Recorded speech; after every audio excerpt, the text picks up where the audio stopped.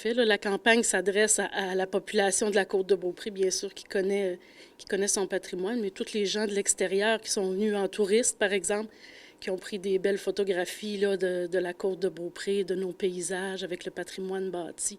Donc, tous ces gens-là sont invités à participer là, à cette campagne de valorisation-là. Vous parlez de paysage, justement, donc ça peut être autant un bâtiment, ça peut être un lieu, ça peut être un paysage, donc quelque chose que les gens trouvent beau, qui représente bien la MRC, que vous souhaitez que les gens vous envoient?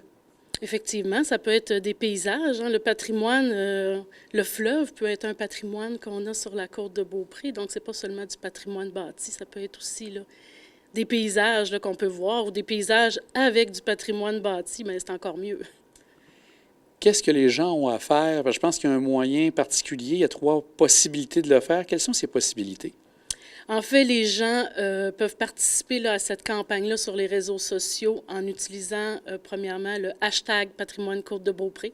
Donc, s'ils publient une photo sur Facebook ou sur Instagram, on peut ajouter le hashtag Patrimoine Côte de Beaupré pour pouvoir référencer la photo.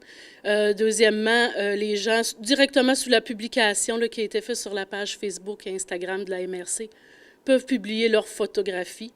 Ou sinon, la troisième façon, c'est de m'envoyer par courriel directement là, les photographies que les gens auront prises. Donc, vous pouvez, sous la publication de la MRC, là, voir l'adresse courriel à laquelle envoyer vos photographies. Est-ce que ce mouvement-là, cette campagne-là, va vous aider à faire une refonte de votre patrimoine, d'un inventaire du patrimoine de la Côte-de-Beaupré? Oui, bien en fait, là, cette campagne-là a été lancée dans le cadre d'un mandat qui est en cours avec une firme pour une étude de caractérisation des immeubles et des secteurs à potentiel patrimonial.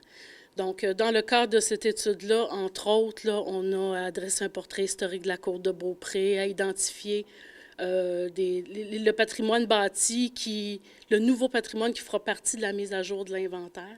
Puis, il y avait une partie aussi consultation, sondage à la population, où on voulait voir qu'est-ce qui était important pour les gens au niveau de la côte de Beaupré, qu'est-ce qui ressortait, c'était quoi le patrimoine pour eux de la côte de Beaupré.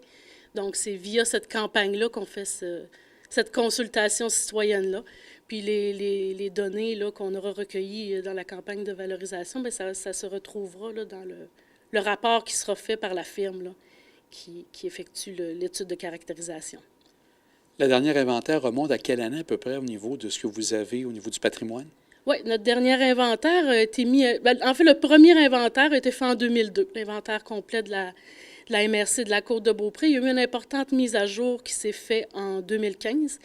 Et puis, ça ne fait pas si longtemps que ça, mais en fait, c'est qu'en 2021, là, le ministère de la Culture a revu la loi sur le patrimoine culturel. Et puis maintenant, c'est une obligation que les MRC ont de mettre à jour et de tenir un inventaire de leur patrimoine bâti. Donc, la MRC possédait un inventaire, mais il n'est pas présentement conforme là, aux nouvelles exigences de la loi. Donc, on aura l'exercice là, de mettre à jour notre inventaire pour être en conformité avec la nouvelle loi sur le patrimoine culturel. Et quel est l'échéancier pour compléter tout ce travail-là de votre côté? Oui, donc là, on est à l'étape de pré-inventaire. Donc, on cible les bâtiments qui ont le potentiel de faire partie de la mise à jour. Donc, il y aura un mandat qui va suivre là, pour la mise à jour de l'inventaire officiel.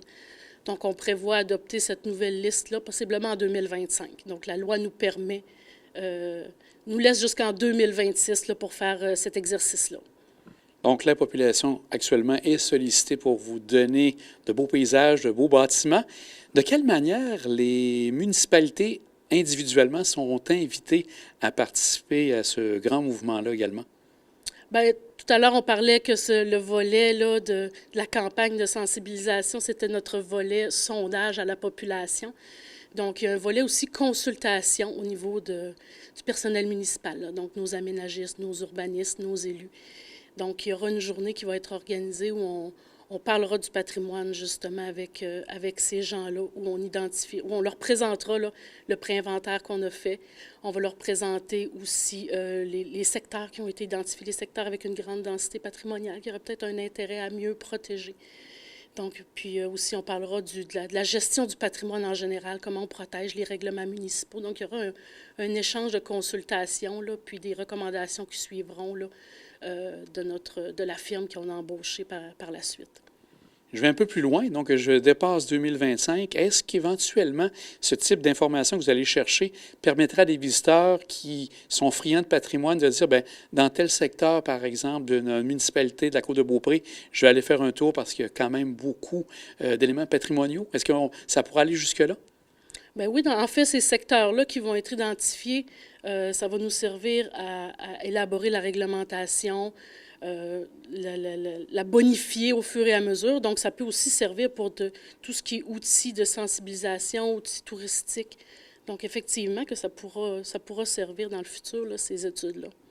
On parle de février, mais si les gens souhaitent encore continuer à vous envoyer des photos, vous ne serez pas fermé à recevoir des photos après février? Pas du tout, c'est sûr. C'est toujours plaisant de voir des belles photographies de la Côte-de-Beaupré parce qu'on a un très beau patrimoine bâti. On a des paysages exceptionnels. Donc, c'est toujours... en tout cas, moi, ça me fait toujours plaisir, ça me fait toujours du bien de voir ces belles photographies-là. Donc, si les gens veulent m'en envoyer, là, après le mois de février, il n'y a pas de problème. Puis, on pourra les inclure aussi. Dans le fond, le mandat se poursuit jusqu'au mois d'avril. Donc, même si ça dépasse février, on pourra quand même inclure là, ces résultats-là dans notre rapport final, dans le rapport de recherche, exactement.